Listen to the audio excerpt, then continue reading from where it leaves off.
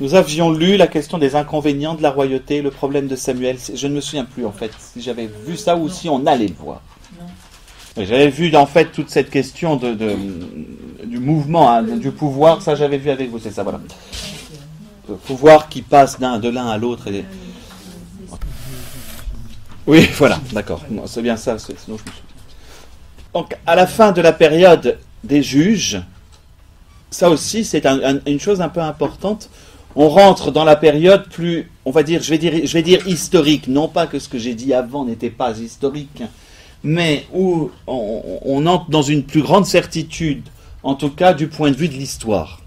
Hein, on a une accroche plus nette du côté de l'histoire. Les règnes de David, de Saül, de David et de Salomon sont connus dans l'histoire, sont repérables beaucoup plus facilement, et on a une plus grande clarté, en tout cas sur les événements, aussi de tous les événements de cette région du monde. Donc ça nous facilite d'une part la tâche, et par conséquent aussi, en entrant plus proprement dans l'histoire, on va mieux comprendre le fait qu'Israël va se retrouver toujours confronté dans son histoire, et que ça va être en fait l'histoire d'Israël, c'est comment faire en sorte qu'Israël reste un peuple pur. J'entends par là un peuple qui ne mélange pas son cœur avec d'autres dieux. Or la présence de nations alentour, la présence d'autres divinités et de nations puissantes vont être une tentation perpétuelle de se dire le Dieu de l'autre il marche mieux. Ça marche mieux chez l'autre. Mais le cœur de l'homme n'a pas changé, faut pas croire. Hein. Je dis tout est dans l'Ancien Testament. Hein. Toute notre réalité contemporaine, c'est toujours pareil. L'herbe est toujours plus verte dans le pré du voisin. Et ce sera la question perpétuelle. Or, il y a dans le fonctionnement de l'Israël ancien, donc juste avant les rois, je vous disais, quasiment une intervention directe de Dieu. Les intermédiaires, ce sont ces juges au moment où il y en a besoin. Les intermédiaires, ça va être les prophètes au moment où il y en a besoin. Et puis toujours avec ce désir de fidélité de la part du peuple et de tenir.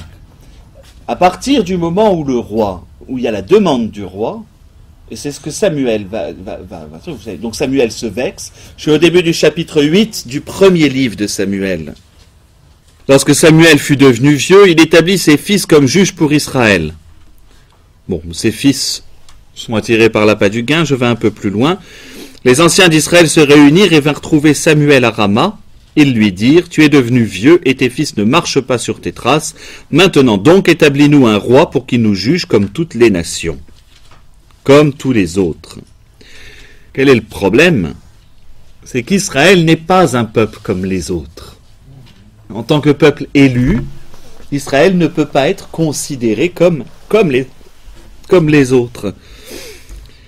Qu'est-ce qui se passe? Cela déplut à Samuel qu'ils aient dit, donne-nous un roi pour qu'il nous juge. Et il pria le Seigneur, mais le Seigneur dit à Samuel, écoute la voix du peuple en tout ce qu'ils te diront, car ce n'est pas toi qu'ils rejettent, mais c'est moi qu'ils rejettent, ne voulant plus que je règne sur eux. Samuel se vexe, et d'abord Dieu lui rappelle que c'est pas toi, c'est pas toi le problème, toi t'étais juste mon porte-parole. Dans ce rôle de prophète, ce qu'ils veulent c'est que je ne règne plus sur eux. Donc il y a quand même, dans l'esprit, dans l'institution de la monarchie, une contradiction. Elle est profonde, cette contradiction, qu'il va y avoir dans l'institution même de la monarchie en Israël. C'est qu'à la fois, elle va être, et on va le voir, elle va être teintée de messianisme. Il y avait déjà des annonces messianiques avant les premiers rois. Mais va prendre alors toute une tournure, je dirais, entre Dieu qui est rejeté, donc il y a un problème de départ, donc ça part un peu pourri quand même dans la bataille. Hein. Je veux dire, pour le coup, c'est pas une monarchie de droit divin. Hein, vous comprenez? Dès le départ, il y a quelque chose qui va en opposition avec Dieu. Et donc, le roi est un problème. entre guillemets, qu'il va falloir résoudre. Il va falloir le résoudre, il n'y en aura plus au bout d'un moment. Mais en même temps, le roi en question, comment vous dire, dans le même mouvement, le roi en question va se teinter de messianisme et va émerger dans l'histoire d'Israël le désir de la figure parfaite de ce roi. Vous comprenez ? Ce roi parfaitement comment dire, sous le regard de Dieu. Ce roi parfaitement, oui c'est ça, ce roi qui est véritablement le porte-parole de Dieu, ou en tout cas, où est-ce qu'on va retrouver ça ? Dans les psaumes. Particulièrement dans les psaumes. Et surtout la première partie du psautier. Psaume qu'on attribue à David, d'ailleurs, l'un des rois, mais on va retrouver dans les premiers psaumes, je vous retrouve rapidement parce que ce sera plus simple quand on les a sous le coude. Souvent on les chante, vous allez voir le psaume 44, d'heureuses paroles jaillissent de mon cœur quand je dis mes poèmes pour le roi, d'une langue aussi vive que la plume du scribe. Ça va décrire un mariage royal, celui-là. Tu es beau comme aucun des enfants de l'homme, la grâce est répandue sur tes lèvres. Alors on va après l'attribuer au Messie, mais par exemple le psaume, ça c'est un chant nuptial. Quand vous lisez l'ensemble je ne vais pas retrouver, mais au moins retenez ce 44, parce que ça c'est un psaume royal par excellence, vous en avez. La réalité ils ne vont pas l'instituer de roi divin, il va quand même falloir une consécration royale, on va le voir, il faut quand même qu'il y ait le coup de l'huile, il faut qu'il soit oint, choisi. Non, le roi choisi par Dieu, finalement, sera le Christ. Le messianisme. Alors attention, nous on va le comprendre après peu à peu comme ça. On va avoir, et d'ailleurs Israël va commencer à le comprendre de cette manière-là, séparer, va peu à peu saisir. La monarchie ne sera jamais de droit divin en soi, comme on peut l'entendre. Alors le problème c'est que nous on l'entend au XVIIIe siècle, au XVIIe siècle. Vraiment de droit divin, en tout cas l'argumentaire est relativement tardif dans l'histoire, à cause de ce point de départ où c'est le peuple qui force et non pas le roi qui est donné par Dieu. Alors Dieu va finalement quand même pourvoir à la demande du peuple, mais entre guillemets à contre-cœur. Il y a quand même ces rois choisis qui vont plaire au cœur du Seigneur, particulièrement David et Salomon, mais Salomon va se détourner peu à peu, ça va être la cata derrière. On a une tentative d'un roi de droit divin, j'en ai parlé l'an dernier, c'est Joas, c'est l'épisode d'Athalie. Élevé dans le temple, on va essayer d'en faire. Mais c'est l'association du roi prêtre, faite pour Israël. L'idée serait d'avoir que le roi soit grand prêtre. Ça, ce sera le problème juste après les Maccabées. Comment est-ce qu'on se débrouille politiquement? Comment est-ce qu'on va faire? Parce que ça va leur durer jusqu'au bout. Et le seul qui va finalement être à la fois roi et prêtre, ce sera justement le Christ. Mais Jésus va rentrer dans la double lignée, et sacerdotale et royale. Mais pas tellement avant. Donc, point de départ, il y a déjà un problème dans l'établissement de la monarchie d'Israël. Cet établissement est donc déjà, je vous dirais, vicié. Il y a un vice de forme dès le départ. Et donc, que va faire Samuel? Il va présenter la monarchie telle qu'elle existe à l'époque dans les autres pays. On va donc prendre une institution qui plus est qui vient de l'extérieur. Regardez comment ça fonctionne en Égypte, comment ça fonctionne en Assyrie, comment ça fonctionne en Chaldée. Puis, on va importer un système. Et d'où cette description terrible. Donc voilà, je suis au verset 11. Tel sera le droit du roi qui va régner sur vous. Il prendra vos fils et les affectera à ses chars et à sa cavalerie, et ils courront devant son char. Il les établira chefs de 1000 et chefs de 50. Il leur fera labourer son labour, moissonner sa moisson, fabriquer ses armes de guerre et les harnais de ses chars. Il prendra vos filles comme parfumeuses, cuisinières et boulangères. Il prendra vos champs, vos vignes et vos oliviers les meilleurs et les donnera à ses serviteurs. Sur vos semences et vos vignes, il prélèvera la dîme et la donnera à ses eunuques et à ses serviteurs. Les meilleurs de vos serviteurs, de vos servantes et de vos jeunes gens, ainsi que vos ânes, il les prendra et les fera travailler pour lui. Il prélèvera la dîme sur vos troupeaux, vous-même deviendrez ses serviteurs. Ce jour-là, vous crierez à cause du roi que vous vous serez choisi, mais le Seigneur ne vous répondra pas ce jour-là. c'est quand même super mal parti. L'institution de on va dire de la royauté, plutôt que monarchie, ce serait pas tout à fait juste, pose dès le départ un souci. Voilà, c'est ça, retenez-le, parce que ça va être finalement, c'est une tare qui va durer jusqu'à la chute de cette monarchie.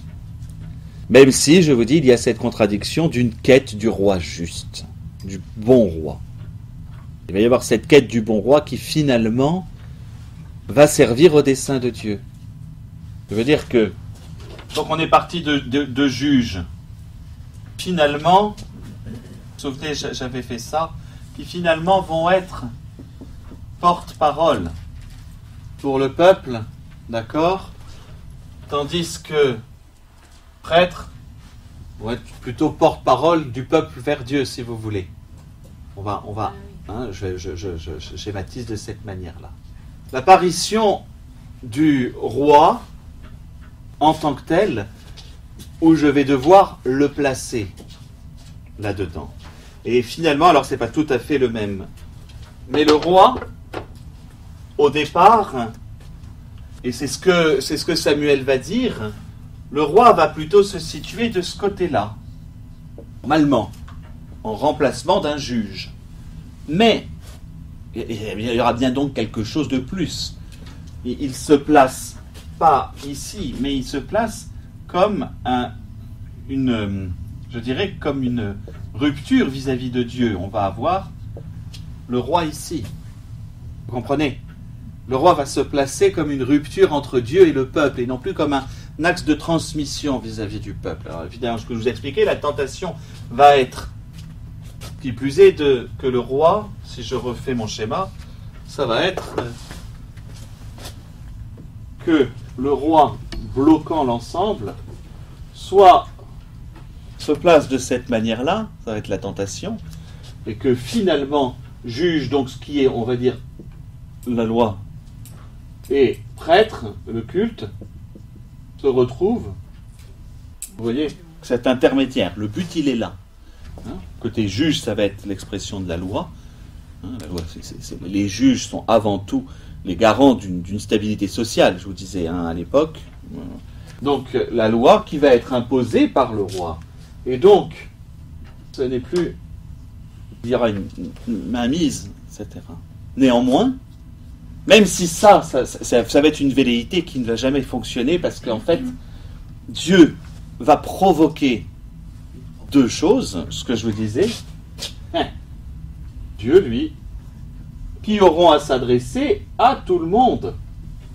Les prophètes vont apparaître là-dedans comme les empêcheurs de tourner en rond, d'une part, faisant naître dans l'esprit du peuple, et là ça devient très intéressant, faisant naître dans l'esprit du peuple et dans l'attente d'Israël, faisant comprendre qu'il y a un roi, il peut exister un roi digne d'être à la fois garant de la loi et garant du culte. Oracle du Seigneur à mon Seigneur, siège à ma droite, c'est pour un roi. Tu es prêtre selon l'ordre du roi Melchisédek, c'est pour un prêtre. Dans le psaume 109. Et donc on va avoir cette émergence qu'il y a un roi juste, capable à la fois de tenir, j'allais dire, du sacerdoce et du... Alors on va longtemps croire, alors David ce ne sera jamais le cas, on va croire un peu en Salomon, mais le cœur de Salomon ne va pas être tout à Dieu, et donc on va attendre un peu un nouveau Salomon, un nouveau David, et l'émergence du messianisme, c'est ça. Comprenez que lorsque, là évidemment j'anticipe, lorsque Jésus commente à partir du chapitre 5 de Saint Matthieu, commente la loi, et que Jésus est en train de dire, on vous a dit, moi je vous dis. On vous a dit, haïssez vos ennemis, et ben moi je vous dis, aimez vos ennemis, etc. Lorsque Jésus dit cela, se fait la loi.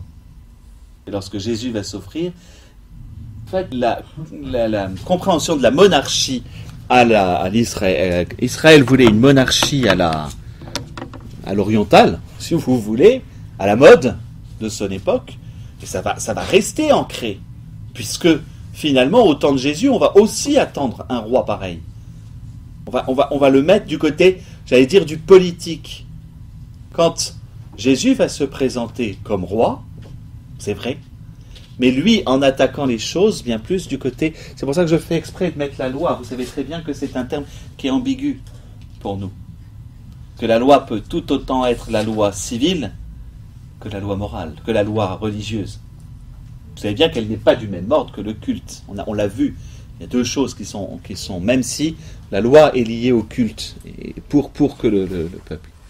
Parce que n'oubliez pas toujours cette lutte entre, pour le coup, là on rentre en plein dans la lutte roi, prophète, prêtre, prophète et roi. Pourquoi Dieu a fait sortir, souvenez-vous du point de départ, pourquoi Dieu a-t-il fait sortir son peuple d'Égypte? Pour lui rendre un culte. Donc, cette question de la louange du peuple d'Israël vis-à-vis de Dieu est le principal. Et en fait, l'institution de la monarchie est problématique parce que, dans ce que dit Samuel, c'est ce qui va arriver. Vous n'allez plus être un peuple dévoué au culte, vous allez être un peuple comme les autres, dévoué à votre roi. Vous saisissez l'enjeu. C'est un peu... c'est pas que subtil, c'est même grave. Parce que vous êtes un peuple qui est destiné à ce culte, et vous me demandez un roi. Par conséquent, vous n'allez plus faire que ça. Et en effet, d'ailleurs, le sacerdoce, à ce moment-là, va prendre une place bien plus grande. C'est plus le peuple en tant que tel, ça va être les prêtres. Et on va avoir querelle entre le sacerdoce et le roi. Mais finalement, alors, ce n'est plus tout le peuple qui est destiné. Ça va être juste une tribu, voilà, ou descendant d'Aaron, enfin de Lévi, et puis...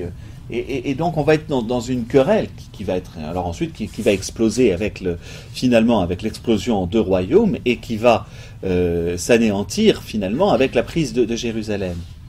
Néanmoins, et là la chose est intéressante, quand on lit les livres de Samuel et les chroniques particulièrement, les livres des rois et les chroniques, on lit ces 6 livres, on se rend compte, avec le temps, que tout est lu, dans une certaine mesure, après l'expérience de l'exil. C'est l'expérience de l'exil qui va permettre de comprendre. Et les rois qui vont être justes, les bons rois, Josias particulièrement, il va y en avoir 3, un bon roi après Salomon. Enfin, c'est pas compliqué. Joas et Ézéchias, j'en parlerai, mais pour chacun pour une raison. Pourquoi est-ce qu'ils vont être bons? Parce qu'ils vont rétablir le culte. Voilà. Parce qu'ils vont tourner leur cœur vers Dieu et faire en sorte que le cœur du peuple se tourne vers Dieu. C'est ça le bon roi. Et d'ailleurs, on va le dire. Après, bon, Josias va lui arriver des bêtises à la fin de sa vie. Joas aussi, ils ne vont pas y arriver tout le temps, mais ils vont faire ce qui plaît au Seigneur, c'est-à-dire tourner le cœur du peuple vers Dieu. Et ça, voilà. Donc, on n'oublie pas toujours ce préliminaire, ce présupposé qui est nécessaire à notre compréhension de la période des rois, c'est que le bon roi est celui qui saura mêler à la fois qui saura retourner le cœur des hommes vers Dieu. Le règne de Saül, bon après c'est oui, le choix de Saül, Saül qui court après les ânesses de son père. Enfin, je ne sais pas si vous avez lu le passage, c'est assez amusant. Saül qui court après les ânesses de son père, il arrive à Rama, on lui dit t'as qu'à aller voir le prophète, il saura bien te dire. C'est sûr qu'un prophète, c'est à ça que ça sert. J'ai paumé mes vaches, tu pourrais pas me dire où je les ai mises. Voilà, et que là Samuel va lui dire t'es fait pour être roi. Quand on décide, il va se cacher. Bref, il va être quand même sacré et désigné roi par le sort. Donc le sort, c'est pas... ils n'ont pas plouffé, comme les enfants. Ils n'ont pas fait le... plouf. La question du sort, parce que j'en ai pas parlé, question du sort, comment on tire les sorts, on en avait parlé un peu l'an dernier, les Pourim. La question du sort est toujours une question de divination. Ils vont tirer au sort, c'est-à-dire Dieu va désigner. Vous savez jusqu'où ça va quand même, le dernier tirage au sort qui a eu lieu dans la Bible? Non. Juste après. C'est pour le nouvel apôtre, c'est pour Saint Matthias. Ouais. C'est le dernier. Les vêtements de Jésus et l'autre dernier sort, on va tirer au sort, on va dire adieu. Hein, ça c'était... voilà, boule noire, boule blanche, c'est celui qu'on va tirer au sort. C'est Dieu qui va désigner. C'est le dernier qu'on voit dans l'histoire de la Bible. Donc ça a longtemps marqué, hein, longtemps marqué l'esprit. Bref, donc il est désigné par le sort, ce qui fait que il y a deux choses en fait qui ont lieu séparément. Samuel va le sacrer roi. Et ensuite, il va y avoir lieu le tirage au sort. C'est-à-dire que les sacres des rois n'ont rien de... Nous, on voit le sacre, on a tout de suite Reims, machin, la traîne, bon. Non, le sacre des rois est une désignation par un homme choisi par Dieu, donc par un prophète pour le coup. Et le sacre, c'est une onction qui a lieu à part, elle n'est pas publique. Si vous prenez le sacre de Saül, c'est au chapitre 10, juste avant, le verset avant. Dès que monta l'aurore, Samuel appela Saül sur la terrasse en lui disant « Lève-toi, je vais te laisser partir ». Saül se leva et tous les deux, lui et Samuel, sortirent au dehors. Ils étaient descendus à la limite de la ville quand Samuel dit à Saül « Ordonne au jeune homme de passer devant nous ». C'est le serviteur de Saül. Celui-ci passa devant. « Quant à toi, tiens-toi là maintenant que je te fasse entendre la parole de Dieu ». Samuel prit la fiole d'huile, la versa sur la tête de Saül, puis il l'embrassa et dit « N'est-ce pas le Seigneur qui t'a oint comme chef sur son héritage? C'est toi qui jugeras le peuple du Seigneur et le délivreras de la main de ses ennemis alentour. Et voici pour toi le signe que le Seigneur t'a oint comme chef sur son héritage. Quand tu m'auras quitté aujourd'hui, tu rencontreras deux hommes près du tombeau de Rachel sur la frontière de Benjamin, à Tselsa, et ils te diront, les ânesses que tu étais parti chercher sont retrouvées. » Donc l'onction a lieu en privé. Elle est totalement privée. Et vous vous souvenez de l'onction de David. L'épisode de l'onction de David. Hein, où, Samuel encore va se retrouver chez Jessé et va voir tous les fils en faisant « Ah, il est beau celui-là, ah là, celui-là il est fort, ça va être celui-là. » Et Dieu qui lui fait à chaque fois, Dieu ne juge pas en fonction à l'apparence, mais Dieu juge en fonction du cœur. Et finalement, c'est le dernier frère qui va être choisi. Il était beau, il était roux. Je me souviens toujours de ça quand on le lit. C'est quand même un choix. Oui, il y a un choix de Dieu, parce que Dieu va quand même, mais il ne va pas y avoir un choix de Dieu peut-être, mais pas un droit de Dieu. C'est-à-dire que l'institution elle-même n'est pas voulue par Dieu. C'est très différent. Ensuite, Dieu va rectifier. Évidemment que le choix divin va devenir important, puisque la figure du Messie ne peut émerger que s'il y a un roi. En tout cas, Dieu va permettre qu'une autre forme de la figure du Messie apparaisse, grâce à ça. Est-ce que on aurait forcément... Enfin voilà, on peut faire de la science-fiction, enfin de la théologie-fiction, si vous voulez, hein, en disant, si jamais il n'y avait pas eu d'institution du roi, est-ce qu'on aurait intitulé le Messie roi ou quoi que ce soit? Sans doute que non. Enfin voilà, ça aurait été bien davantage de sacerdoce. Bref, l'intérêt de Dieu est capable de récupérer, va sans cesse récupérer les erreurs de son peuple. Hein, Oui, d'ailleurs, comme les nôtres, c'est le fameux Dieu écrit droit avec des lignes courbes. Les lignes courbes, c'est nous. Hein,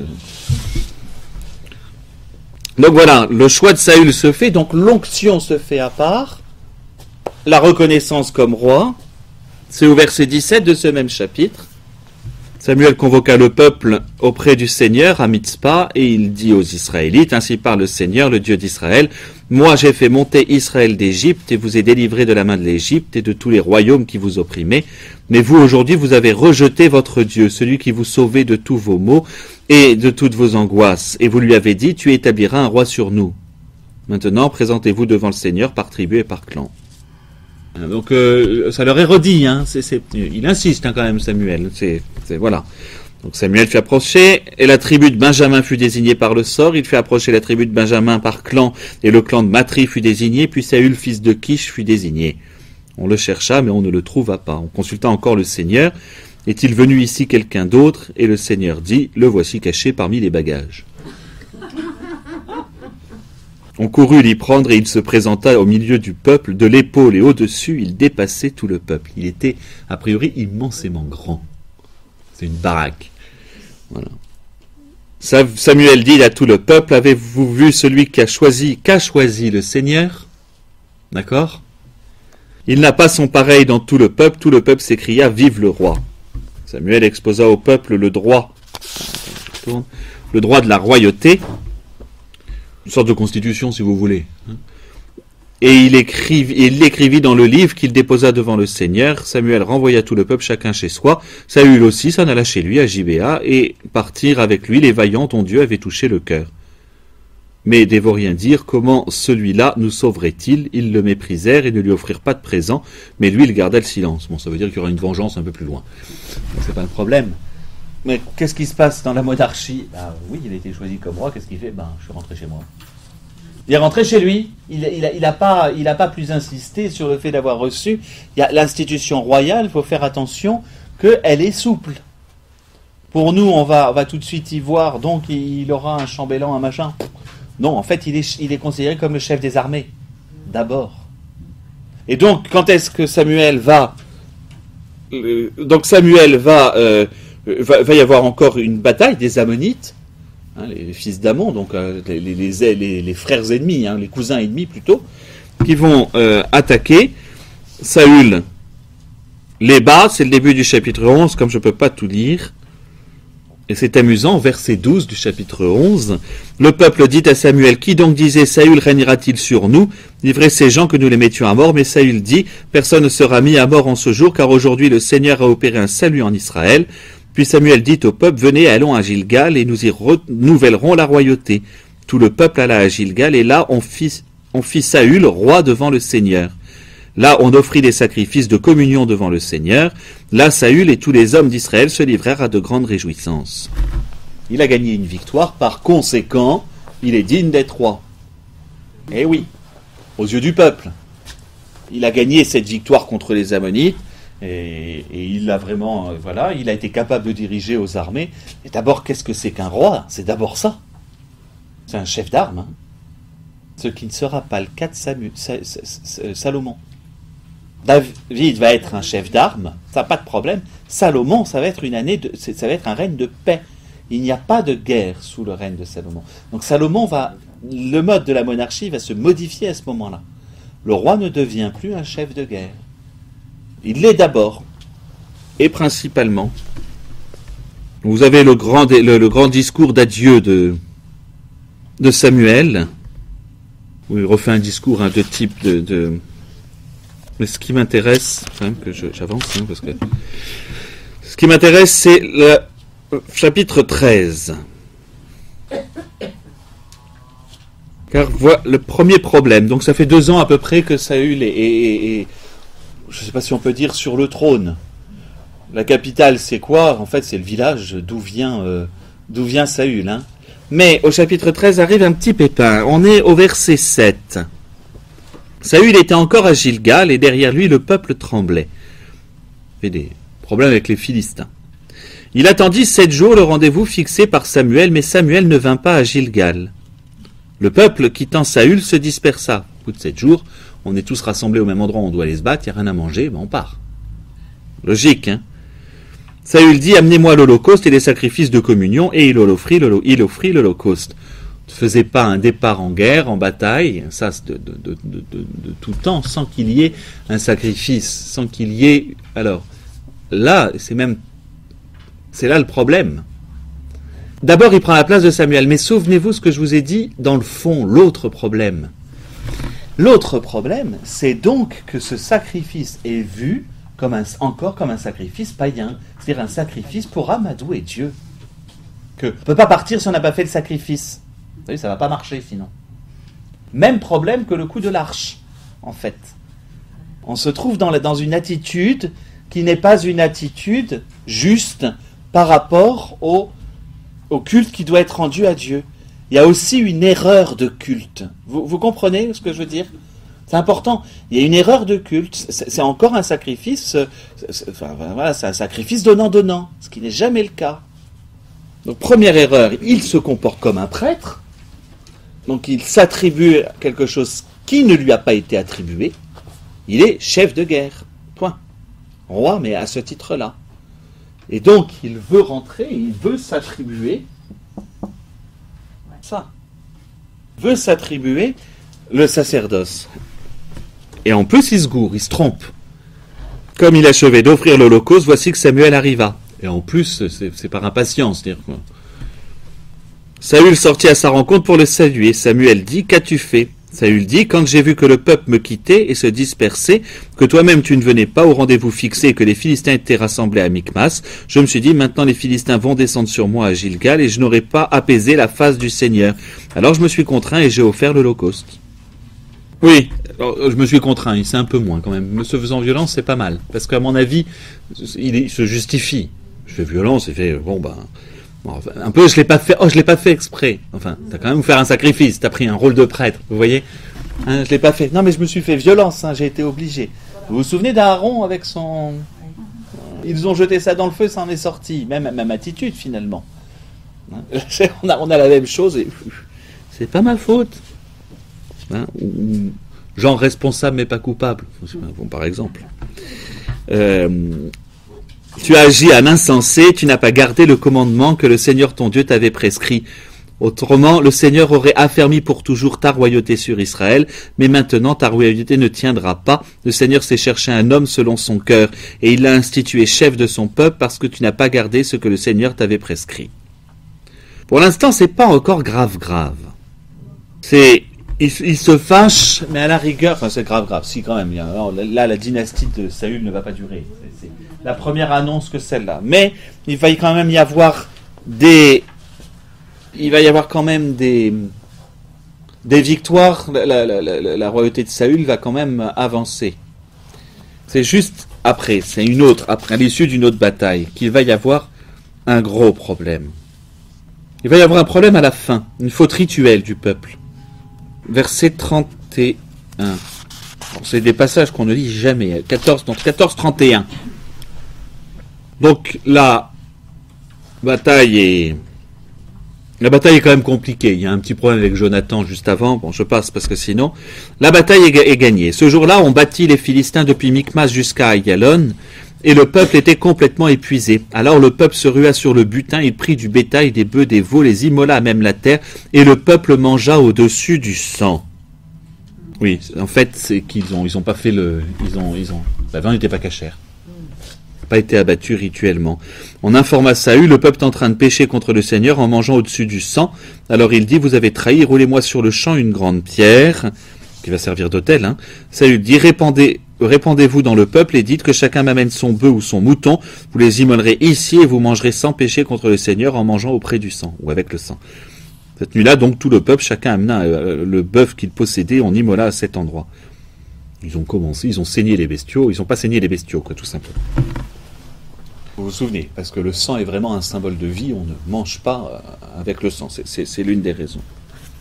Il y a quand même une réussite du règne de Saül, c'est pour ça, j'avance, pour au moins ce règne-là, au verset 47, toujours même chapitre, Saül avait pris la royauté sur Israël et fit la guerre de tous côtés contre tous ses ennemis, contre Moab, les Ammonites, Édom, le roi de Tsoba et les Philistins. Où qu'il se tourna, il agissait en sauveur. Là, j'aime bien le mot. Qu'est-ce que vous avez comme terme? Victorieux. Non, sauveur, c'est ça qui m'intéresse. Il agit en... Je suis au chapitre 14, verset 47.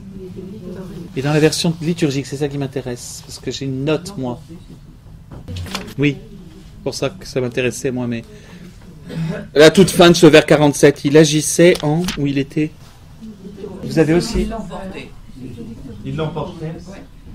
Parce que moi, j'avais une note que je trouvais intéressante pour ça. Oui, avant, il montra sa vaillance, dont vous avez... Où qu'il se tourna, il agissa en sauveur. Attendez, il faut que je vérifie. C'est quand même, non, c'est sous Pérabat. Il était victorieux. Il est surpassé. C'est pour ça, le mot latin est pas du tout... Bon, c'est dommage. Bref, quoi qu'il arrive, roi victorieux, même si finalement, c'est pas le terme. En fait, il y a deux possibilités en grec. Est-ce que je vois dans notre note, il y a deux possibilités, deux versions. Une qui va insister sur « il est sauveur » et une qui va juste dire il est victorieux. Si je dis victorieux, c'est un bon chef de guerre. S'il est sauveur, je dis pas tout à fait, voilà. Mais au moins on voit poindre. On va s'arrêter à ça, c'est plus facile. C'est toujours le problème, hein, des traductions et des versions, parce que vous avez des versions différentes. Hein, donc c'est toujours le souci. On voit poindre, même si c'est pas franc, cette idée du Messie. Voilà. À travers le chef de guerre victorieux. Cette idée de chef de guerre victorieux. Ce sera suffisant. Hein. Il montre, malgré la faute au départ, qui va comme on va voir, c'est un peu plus compliqué après. Il montra sa vaillance en battant Amalek et délivra Israël de la main de celui qui le pillait. Puis après, il y a la liste de ses fils. Mais problème, et il va être beaucoup plus grave. Après la guerre contre les Amalécites. Donc ce chapitre 15 est même chose au verset 10. Non, verset 7 plutôt, juste avant, parce que donc la guerre a eu lieu, ils sont victorieux. Donc toujours dans ce chapitre 15, Saül frappa Amalek depuis Havila jusqu'à l'entrée de Shur qui est face à l'Égypte. Il prit vivant Agag, roi d'Amalek, et il voua à l'anathème tout le peuple passant au fil de l'épée. Mais Saül et le peuple épargnèrent Agag, et le meilleur du petit et du gros bétail, les bêtes de seconde portée et les agneaux, bref, tout ce qu'il y avait de bon. Ils ne voulurent pas le vouer à l'anathème, mais tout produit sans valeur et de mauvaise qualité, ils le vouèrent à l'anathème. L'anathème, c'est tout ou rien. Voilà. Pour Dieu. Donc il fallait tout passer au fil de l'épée. Alors pour nous, c'est une violence inouïe, mais c'est bon. Comme ça que ça fonctionne. Hein. On y passe tout le monde. Hein. Déjà Jéricho, c'était pas mal dans le genre. Donc voilà, on égorge tout le monde, on garde rien. L'anathème, c'est une malédiction qui est dite par rapport à ce peuple qui a voulu. En plus, c'était une réponse, enfin, une guerre qui est provoquée par Israël, mais une guerre d'anathème. Donc on est vraiment, en plus, par conséquent, de l'ordre du culte. Encore une fois. C'est Dieu qui demande à ce que Saül écrase Amalek parce qu'il y avait une faute grave du côté. Et donc il fallait purifier. Toujours pareil, je suis dans mes questions de pureté. Et donc l'anathème devait enlever cette impureté. Excusez-moi, parce que c'est terrible, vous dire, c'est quand même des hommes et des femmes. Oui, mais je suis en 1000 ans avant Jésus-Christ, je ne suis pas dans une mentalité contemporaine, et que les choses vont quand même évoluer. D'accord ? Il faut faire très attention pour nous. C'est dans le mode de compréhension de l'époque. Et que ça vient d'une demande de Dieu. Dieu est toujours mis dans la Bible comme premier, comme cause première d'égorger du monde. C'est pas, mais il va quand même y avoir un souci. En fait, quelque chose qui est pas obligatoirement clair, qui est difficile à comprendre pour nous. Hein. Si je comprends bien, donc ils ont gagné. Il y a deux batailles qui vont être différentes. Il y a la première, il a fait le sacrifice juste avant, comme il dit, pour apaiser le Seigneur, c'est-à-dire en se disant, pour apaiser le Seigneur, c'est pourvu qu'il soit d'accord que je fasse la bataille. C'est ça, en fait, au départ, la première. Elle va avoir lieu, ils vont quand même être victorieux, pouf, pouf, tout va bien. Bon, au retour, Samuel râle un peu parce que tu m'as pas entendu pour le sacrifice et c'était pas à toi de le faire. On va chercher quelqu'un d'autre. On peut se dire, à la rigueur, c'est un mouvement d'humeur. C'est ce qu'il a dû se dire, d'ailleurs, Saül, le vieux, il nous fait une crise, et puis, voilà, et ça passe. Vient le problème de... Alors, il va y avoir un problème rituel de Jonathan d'un côté, je passe celui-là, va y avoir surtout un souci, qui va être que Samuel va aller dire à Saül, le peuple qui est juste au sud, là, est un peuple qui nous a fait du mal, etc., ils sont anathèmes, il faut les dézinguer. Et donc anathème complet sur les personnes, sur les bêtes, sur les objets. Et on brûle tout. Voilà. On appelle du pillage en bonne et due forme, etc. Bon, ça c'est ce qui est demandé. Alors forcément, très compliqué pour nous, c'est pas demandé par Dieu, en même temps c'est Samuel qui va en faire la demande. Ça reste complexe, ce passage-là. Toujours est-il que l'anathème est demandé, c'est-à-dire rien ne doit rester. Or, qu'est-ce qui se passe ? Samuel y fait, non, mais je vais quand même pas, je laisse la vie sauve au roi et surtout je me récupère ce qu'il y a de bon. C'est quand même bien dommage. Donc en fait, en termes de personnes, ils ont quand même dézingué tout le monde, ça les a pas posé de problème. Hein. Ils ont tué tout le monde, hein, alors on va le garder, ça fait un bon otage. Donc, alors, Oui, un roi, c'est toujours un peu compliqué, parce que c'est sans doute une ville qui a été, pareil pour nous, on imagine des grandes batailles, c'est sans doute une ville ou un village ou un coin qui a été, c'est pas 50 000 personnes, enfin c'est pas Nagasaki ou c'est pas le bombardement de Dresde, quoi. Ça reste quelque chose qui est toujours circonscrit à quelques personnes, etc. Et donc un roi, ça peut vraiment être simplement pareil, un chef de guerre, hein. Et je veux dire, même le mot roi est très large pour nous. Bref, cela étant dit, il y a du troupeau, et ça on va le garder. Et c'est ça qui va surtout déplaire. C'est là que va être le problème. Parole du Seigneur fut adressée à Samuel en ces termes: je me repens d'avoir fait de Saül un roi, car il s'est détourné de moi et n'a pas exécuté mes paroles. Samuel s'enflamma et cria vers le Seigneur pendant toute la nuit. De bon matin, Samuel se leva pour aller à la rencontre de Saül. On lui donna cette information. Saül est allé à Carmel pour y dresser un monument, puis il est parti plus loin et il est descendu à Gilgal. Samuel arriva auprès de Saül et Saül lui dit: béni sois-tu du Seigneur, j'ai exécuté la parole du Seigneur. Mais Samuel demanda: et qu'est-ce que c'est que ces bêlements qui viennent à mes oreilles et ces meuglements que j'entends? On les a amenés d'Amalek, répondit Saül, car le peuple a épargné le meilleur du petit et du gros bétail pour le sacrifier au Seigneur ton Dieu. Quant au reste, nous l'avons voué à l'anathème.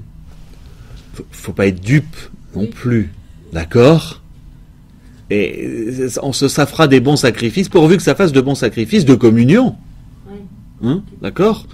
Donc dans ce cas-là, le sacrifice, on est d'accord. Le sacrifice de communion, rappelez-vous, hein, on garde la viande. Hein. Donc c'est l'intention qui est donnée et ajoutée. Donc chez Saül, en plus, il y a du mensonge. Samuel dit à Saül: cesse donc, je vais t'annoncer ce que le Seigneur m'a déclaré cette nuit. Il lui dit: parle. Samuel dit: si petit que tu sois à tes propres yeux, n'es-tu pas le chef des tribus d'Israël? Le Seigneur t'a oint comme roi sur Israël. Le Seigneur t'a envoyé une expédition et il t'a dit: va, tu voueras l'anathème ces pécheurs, les Amalécites, et tu leur feras la guerre jusqu'à l'extermination. Pourquoi n'as-tu pas écouté la voix du Seigneur? Pourquoi t'es-tu rué sur le butin et as-tu fait ce qui déplaît au Seigneur? C'est plus la question du bétail, hein. C'est pas la question des gens. Hein, vous comprenez, comprenez bien ce qu'il y a derrière. Saül répondit à Samuel: j'ai écouté la voix du Seigneur, j'ai fait l'expédition où il m'envoyait, j'ai ramené Agag, roi d'Amalek, et j'ai voué Amalek à l'anathème. Dans le butin, le peuple a pris petit et gros bétail, prémisse de l'anathème, pour le sacrifier au Seigneur ton Dieu à Gilgal. On va encore modifier un tout petit peu la question du culte. Vous comprenez que le problème est bien là. Hein. Il s'arroge le droit de dire ce qui peut aller pour le culte ou pas. On est encore sur le même problème. Et en plus, il ne reconnaît pas ses responsabilités. C'est pas moi, c'est le peuple. T'es un peu le patron, mon gars. Et il continue de s'attribuer quelque chose que Dieu ne lui a pas attribué. En quoi les bœufs, en plus, c'est faux. Prémisse de l'anathème. Ils sont rien du prémisse de l'anathème. D'autant qu'on sait qu'en fait, il a gardé le meilleur, ce qui était pourri, il l'a brûlé. Les bêtes malades, machin, tout ça, ouais, ça c'est bon. Anathème. Donc, il tord l'intention, la mettant du côté du culte. Et c'est ça qui va être grave dans le règne de Saül. Et c'est ça qui va poser un problème. Parce qu'il détourne le culte véritable. Il va détourner le culte véritable. Mais Samuel dit: le Seigneur se plaît-il aux holocaustes et aux sacrifices comme à l'obéissance à la parole du Seigneur? Oui, l'obéissance vaut mieux que le sacrifice, la docilité plus que la graisse des béliers.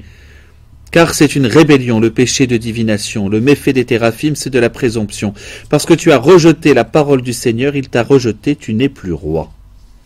C'était une manière de tirer au sort, et qui peu à peu a été considérée comme de la divination. Donc on sait que Saül employait des formes de divination. Et pour le coup, la divination va être condamnée. Alors c'est compliqué, parce que vous me dites, mais quand ils tirent au sort, qu'est-ce qu'ils font? Oui.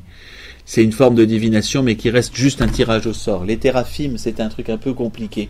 Hein, c'est un peu pareil que l'ordalie, on fait voir, machin, si la personne meurt sur le coup, ça fonctionne pas. Enfin, je maîtrise pas très bien ça pour le coup. Mais les téraphim, c'était une manière de faire de la divination. C'était surtout divination au sens prédire l'avenir. Des boules de cristal de l'époque. Saül dit à Samuel: retenez ça parce que Enfin, ça peut être choquant comme passage. Saül dit à Samuel, j'ai péché en transgressant l'ordre du Seigneur et de tes paroles, parce que j'ai eu peur du peuple et je lui ai obéi. Maintenant, je t'en prie, pardonne mon péché et reviens avec moi, que je me prosterne devant le Seigneur. Mais Samuel dit à Saül, je ne reviendrai pas avec toi, puisque tu as rejeté la parole du Seigneur, le Seigneur t'a rejeté, tu n'es plus roi sur Israël. Ça ne vous fait pas penser à un autre passage et vous dites qu'il est quand même un peu plus souple avec l'autre? Avec David. Sauf que David va dire, j'ai péché. Il dit, j'ai péché parce que j'ai eu peur du peuple. Il se justifie. Il se justifie, en fait. Alors, et qui plus est, David, c'est un péché alors, grave, hein, quand même, tu ne tueras pas, mais il n'est pas lié au culte, c'est pas un péché qui laisse Dieu en soi. Le péché de David, et d'ailleurs, va être résolu par une vie pour une vie, entre guillemets. Bébé, quoi, mais bon, ça, partie de ces mystères, c'est vrai, David, hein, ça ne devrait pas être le bébé, mais bon. Mais le péché de David, oui, il va être, cela étant dit, une malédiction qui va être quand même prononcée, qui aura lieu dans les générations après.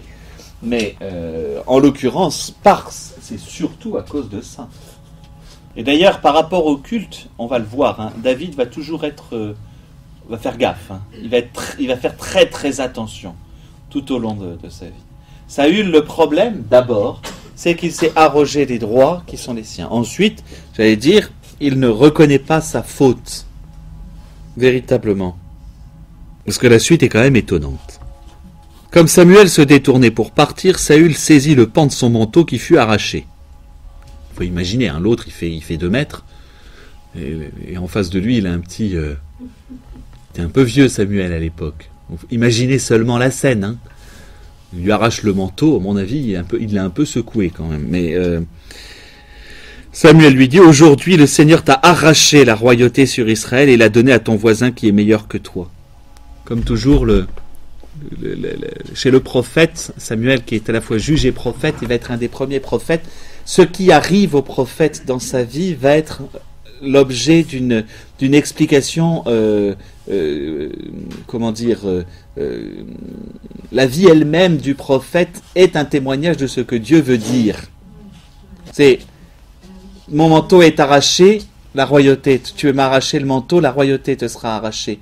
Hein, ça arrive surtout à Ézéchiel. Ta femme va mourir, tu vas pas prendre le deuil. Pourquoi ? Parce que Israël va être déporté, il ne pourra même pas prendre le deuil. Enfin, vous voyez, la vie du prophète, ce que le prophète fait, est déjà prophétique. Osée, la vie d'Osée, exactement. D'ailleurs, la suite, c'est juste un commentaire. Ça, c'est une glose, qu'on appelle une glose. Hein. D'ailleurs, la splendeur d'Israël ne ment pas et ne se repent pas, car il n'est pas un homme pour se repentir. On a une insertion là. Saül dit, j'ai péché. Cependant, je t'en prie, honore-moi devant les anciens de mon peuple et devant Israël, et reviens avec moi pour que je me prosterne devant le Seigneur ton Dieu. Et viens quand même, parce que si là tu dis aux anciens d'Israël que je suis plus roi, c'est la... Voilà. Donc je voudrais garder le pouvoir. Samuel revint en compagnie de Saül et celui-ci se prosterna devant le Seigneur.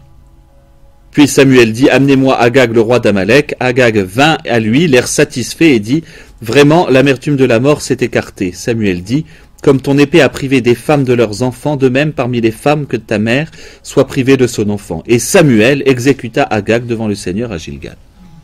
C'est joyeux, c'est sympa. Agag, c'était le roi d'Amalek, justement. Alors, en fait, il était un peu en colère, l'autre il n'a pas fait. En fait, c'est le prêtre qui va devoir faire ce que Saül n'a pas fait. Ce qui se passe, c'est qu'en fait, très probablement, on est très probablement dans ce qu'on va appeler l'Idumée après. Et ce sont perpétuellement, et là aussi, la raison de cette guerre, c'est que perpétuellement, il y a des incursions de pillards. Ce sont des pillards du désert, tout simplement, organisés plus ou moins. Et qu'il y a à la fois une vengeance qui doit avoir lieu, et aussi, il faut sécuriser. Il faut sécuriser le sud du pays. Donc la guerre contre Amalek est pour cela. Et comme Amalek a versé du sang, on est toujours dans l'œil pour œil, hein, comme Amalek a versé du sang, alors Amalek c'est le nom du peuple, et on utilise toujours, c'est des métonymies. on utilise le nom de celui qui est à l'origine du peuple pour désigner le peuple, mais dont le roi à ce moment-là s'appelle Agag. Et donc, une fois qu'on a réussi à... Et pourquoi est-ce qu'il faut tuer le roi? Parce que ça, là aussi, hein, c'est logique, excusez-moi, il vaut mieux tuer le roi de l'adversaire parce que ça met en... Les autres tribus, ça met tout le monde en déroute. Si on tue le chef de guerre, donc en règle générale, les batailles ne faisaient pas autant de morts que ça. C'est-à-dire que l'objectif premier, c'était on vise le patron. Parce qu'il ne peut pas y avoir de guerre sans que le chef y soit. Avec David, on va avoir une armée professionnelle. Ça va être très différent. Voilà, Samuel partit pour Rama et Saül remonta chez lui à Gibéa de Saül. Samuel ne revit plus Saül jusqu'à sa mort. En effet, Samuel pleurait Saül, mais le Seigneur s'était repenti de l'avoir fait roi sur Israël. Donc là. Et donc, le temps, juste le temps. On va, parce que bon, vous connaissez le récit et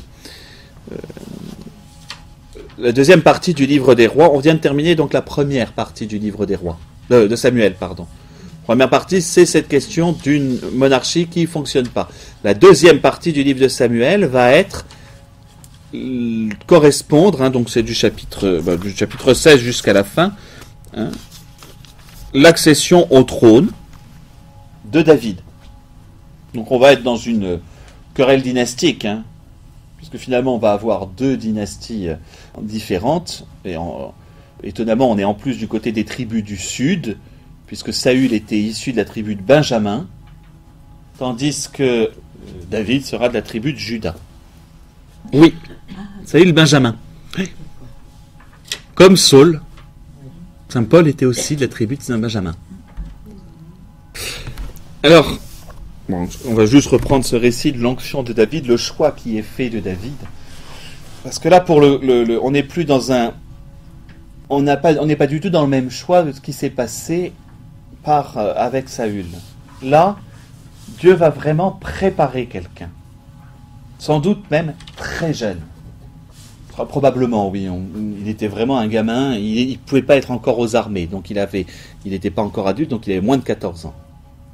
Et le choix, le passage en tant que tel, pour le coup, on va voir épaissir de plus en plus la figure messianique. Elle va s'épaissir. Bon, ça a planté avec Saül, parce que Saül a voulu jouer un rôle qui n'était pas le sien. Donc le Seigneur dit à Samuel, « Jusque à quand resteras-tu à pleurer Saül, alors que moi je l'ai rejeté et qu'il n'est plus roi sur Israël ? Emplis d'huile ta corne et va. Je t'envoie chez Jessé le Bethléemite, car j'ai vu parmi ses fils le roi que je veux. » Samuel dit, « Comment pourrais-je y aller ? Saül l'apprendra et il me tuera. » Mais le Seigneur reprit, « Tu prendras avec toi une génisse et tu diras, c'est pour sacrifier au Seigneur que je suis venu. Tu inviteras Jessé au sacrifice et je t'indiquerai moi-même ce que tu auras à faire. Tu oindras pour moi celui que je te dirai. » Forcément, vu ce qui s'est passé, Saül se dit, il va aller m'en oindre un autre. C'est logique, hein. D'où cette peur cette peur de Samuel. Samuel fit ce que le Seigneur avait dit. Quand il arriva à Bethléem, les anciens de la ville vinrent en tremblant à sa rencontre et dirent que ta venue soit paix. Et pareil, tout le monde a peur maintenant. Parce que Saül a quand même assis son autorité, son pouvoir. Il a une armée, hein. Il est quand même roi, donc comment est-ce qu'on va faire là ? Parce que tout le monde est au courant de l'histoire, hein, forcément. Il fallait que ce soit secret et tout le monde est au courant, comme toujours. Samuel dit, paix sur vous, c'est pour sacrifier au Seigneur que je suis venu, purifiez-vous et venez avec moi au sacrifice. Purifia Jessé et ses fils et les invita au sacrifice. Lorsqu'ils arrivèrent et que Samuel aperçut Eliab, il se dit, sûrement pour le Seigneur c'est son oint. Mais le Seigneur dit à Samuel, ne considère pas son apparence ni la hauteur de sa taille, car je l'ai écarté. Il ne s'agit pas de ce que voient les hommes, car ils ne voient que les yeux, mais le Seigneur voit le cœur. Jessé appela Abinadab et le fit passer devant Samuel, qui dit, ce n'est pas lui non plus que le Seigneur a choisi. Jessé fit passer Shamma, mais Samuel dit, ce n'est pas lui non plus que le Seigneur a choisi. Jessé fit ainsi passer ses 7 fils devant Samuel, mais Samuel dit à Jessé, le Seigneur n'a choisi aucun de ceux-là. Samuel dit à Jessé, les jeunes gens sont-ils au complet ? Et celui-ci répondit, il reste encore le plus jeune, il fait paître le petit bétail. Alors Samuel dit à Jessé, envoie-le chercher car nous ne nous mettrons pas à table avant qu'il ne soit venu ici. Sacrifice de communion, je te présente mes fils, voilà. Jessé l'envoya chercher, il était roux, avec un beau regard et une belle tournure. Et le Seigneur dit, va, donne-lui l'onction, c'est lui. Samuel prit la corne d'huile et l'oignit au milieu de ses frères. L'Esprit du Seigneur fondit sur David à partir de ce jour-là et dans la suite. Quant à Samuel, il se remit en route et partit pour Rama. Là, l'onction n'est plus privée, mais elle garde un caractère familial. Pour le coup, David, il y a 7 frères qui sont conscients de son onction, qui sont au courant, en tout cas. Et donc, on va avoir par la suite, je vais m'arrêter là, comme ça me permet dans 15 jours de faire tout David, ce sera bien, ce sera cohérent. Si je peux Salomon, je pense pas, j'aurai pas le temps. Salomon juste avant, et après je verrai la chute et les prophètes. Mais le personnage de David, on va avoir 2 récits un peu parallèles qui vont avoir lieu et qui sont parfois un peu compliqués à comprendre dans le livre de Samuel. À la fois sa jeunesse, il va être envoyé comme page, on va dire comme ça. En tout cas, il va faire un peu, il va être présent à la cour de Saül. Maintenant, c'est une cour qui est relativement restreinte, c'est la cour d'un chef de guerre uniquement. Voilà, ça va être ça. Et puis, on va avoir aussi les débuts de ses faits d'armes en même temps, avec un problème de Saül qui a des hauts et des bas. Enfin bref, je pense que voilà. Très, très sincèrement, Saül est typiquement dans les récits qui vont venir, est typiquement bipolaire. Typiquement, il passe d'un sentiment à l'autre à une vitesse grand V à l'intérieur du truc. C'est ahurissant. Je pense que c'est la première description clinique d'un bipolaire qu'on ait. Mais c'est vrai, hein, c'est vraiment ça. C'est exactement ça. Il y a ces sautes d'humeur. Et voilà. Et en fonction des sautes d'humeur, David va jongler avec ça. Voilà. On voit ça dans 15 jours. C'est ça, le 17, oui.